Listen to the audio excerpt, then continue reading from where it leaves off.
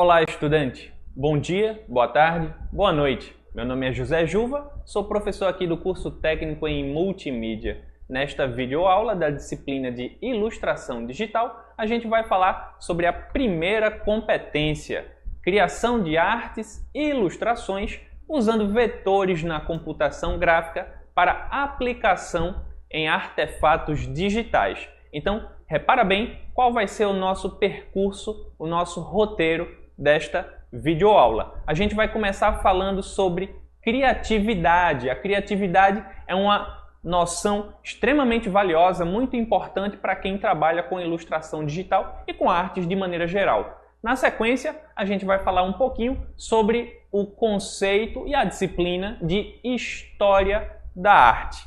Dando sequência ao nosso roteiro, a gente vai falar sobre o briefing, esse documento que é extremamente importante, que resume uma série de informações para o desenvolvimento de um trabalho com ilustração. E também, além do briefing, a investigação do tema. É importante saber como pesquisar para realizar uma ilustração com mais maturidade, com mais qualidade, com mais excelência. Na sequência do nosso roteiro, a gente vai falar de um arquivo de referências, algo também extremamente vital, extremamente importante para consolidar um aprofundamento do nosso olhar. A gente montando um arquivo de referências, a gente vai ter uma série de exemplos, uma série de, justamente, referências para consolidar o nosso próprio traço, o nosso próprio trabalho. Na sequência, a gente fala um pouco sobre desenho vetorial e encerrando o roteiro desta videoaula da primeira competência, a gente vai falar rapidinho sobre software livre. Lembrando, esses tópicos, eles fazem parte da primeira competência e estão todos lá elencados, dispostos no e-book disponibilizado para você realizar esta disciplina. Vamos lá? Bom, quando a gente fala em criatividade, a gente tem que parar um tiquinho para pensar nas etapas do processo de criação. Como que ele costuma acontecer? Geralmente, a gente tem uma clareza súbita, né? Um tipo de insight, um pensamento que aparece de repente. Isso é fundamental. Na sequência, após essa primeira iluminação, entre aspas, esse insight, a gente parte para um pensamento mais reflexivo. A gente começa a raciocinar em cima desse primeiro insight, em cima desse primeiro pensamento. Na sequência, depois do insight, depois de pensar sobre esse insight, a gente parte para a prática. A gente vai realizar a experiência, o traço, a gente vai tentar traduzi-lo em algo material. Então, essas etapas do processo de criação nos ajudam a perceber como costumeiramente se dá um processo criativo, né? Então, a gente tem a iluminação do pensamento, geralmente a gente não vai dar conta de quando ele vai aparecer. Ele simplesmente vem, ele acontece. Daí a importância da gente estar bem informado. Na sequência, a gente começa a trabalhar, problematizar, raciocinar, né? Refletir em cima desse primeiro insight. Após isso, a gente vai criar. Então, a clareza súbita, o pensamento reflexivo e a prática são etapas fundamentais de um processo de criação.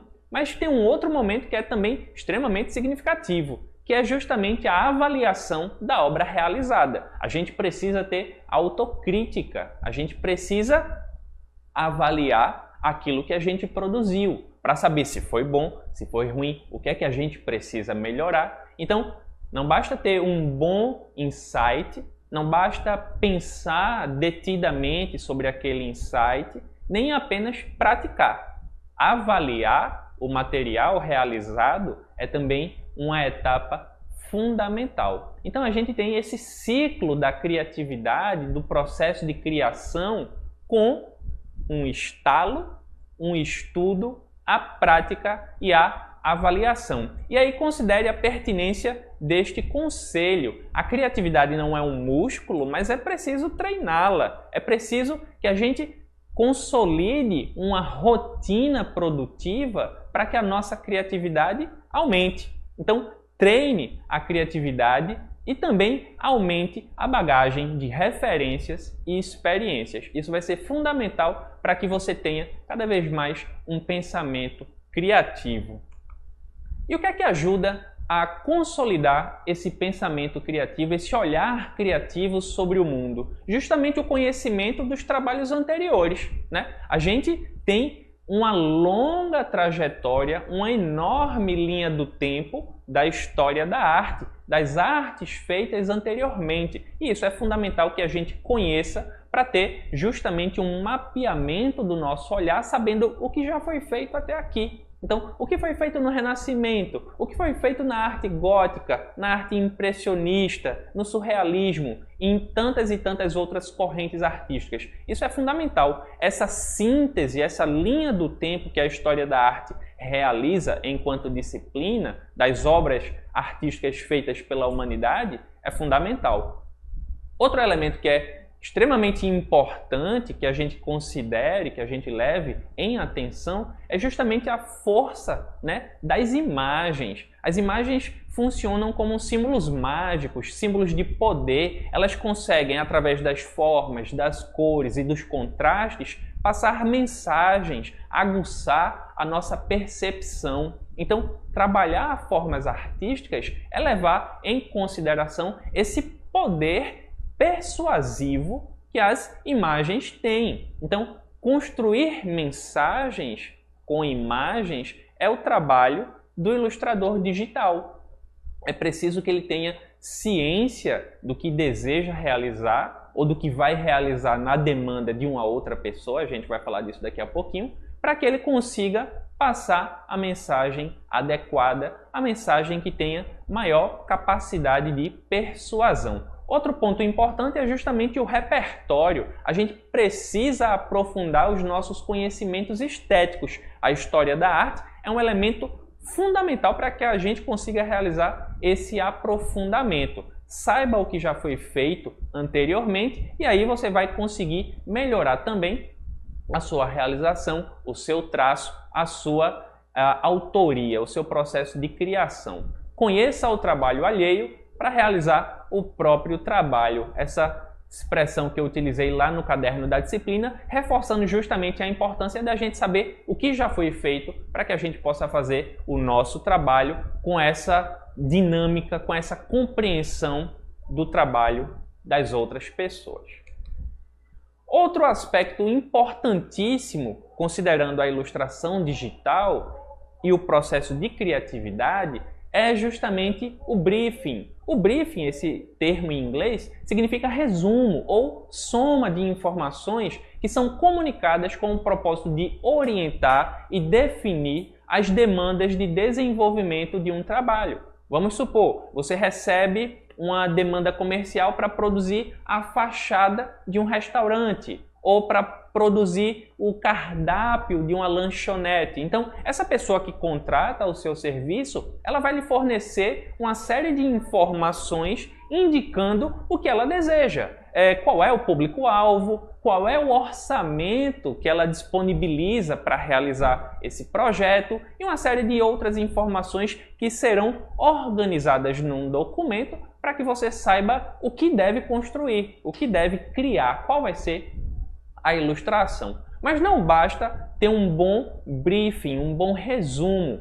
A partir do momento que você já possui essas informações, você deve saber vivenciar, deve saber experienciar, deve saber produzir pesquisas relevantes sobre o tema. Então, isso é fundamental. As pesquisas podem caminhar por lugares diferentes. Você pode fazer uma série de pesquisas na internet, você pode fazer pesquisas também no seu acervo particular, numa biblioteca pública ou nos seus livros, ou conversando com outros e outras ilustradoras e ilustradores. É um caminho múltiplo, digamos assim. Você pode verificar aquilo que se adequa melhor à sua jornada de trabalho.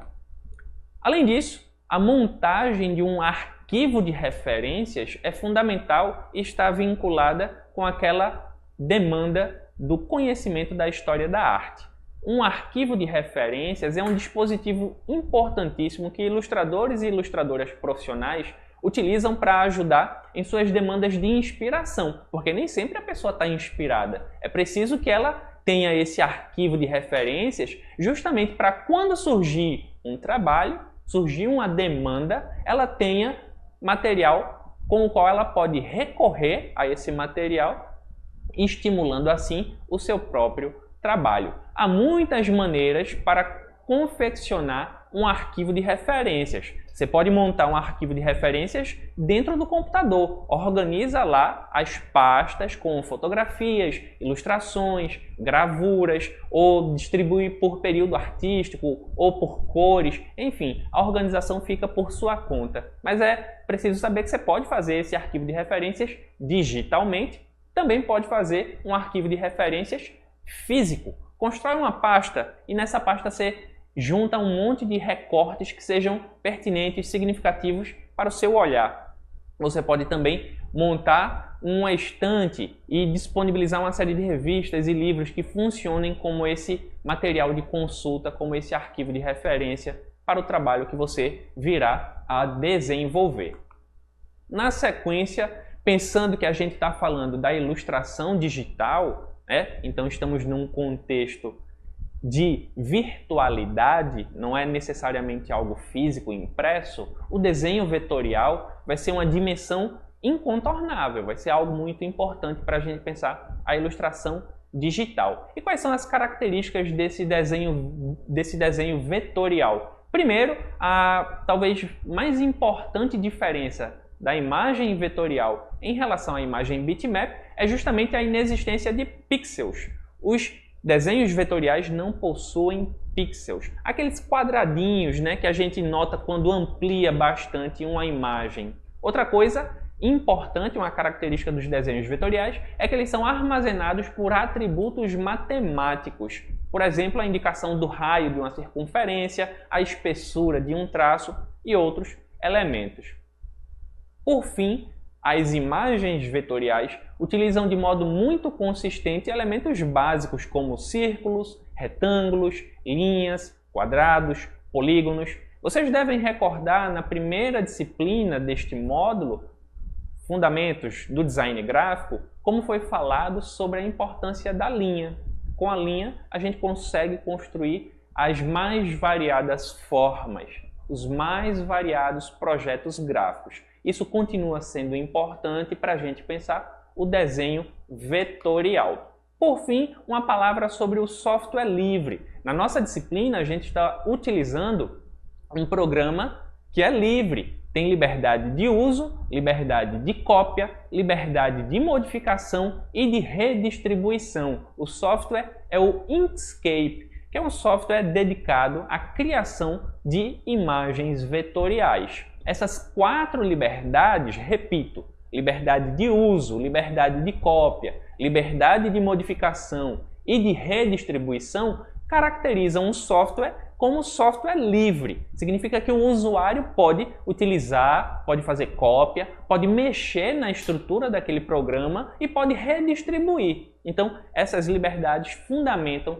configuram o que é um software livre. Além disso, essas possibilidades indicam justamente essa liberdade de relacionamento desse usuário com os softwares livres, ao contrário do que acontece nos limites e restrições da relação comercial com outros programas, com outros softwares. Então, eu espero que tenha sido um percurso bem interessante em que a gente aqui consolida um olhar primeiro teórico sobre a ilustração digital, pensando na importância da criatividade, pensando na importância da história da arte, na importância desse documento, do briefing, que é um resumo das informações que você deve solicitar quando um cliente pedir os seus serviços, como pesquisar sobre o tema, a importância da pesquisa para evitar, por exemplo, abordagens preconceituosas ou mal informadas, anacrônicas. Tudo isso é bem importante. É importante também começar a entender quais são as características, qual é a configuração do desenho vetorial e qual é o uso do software livre. No mais, a gente se vê na próxima videoaula. Até lá!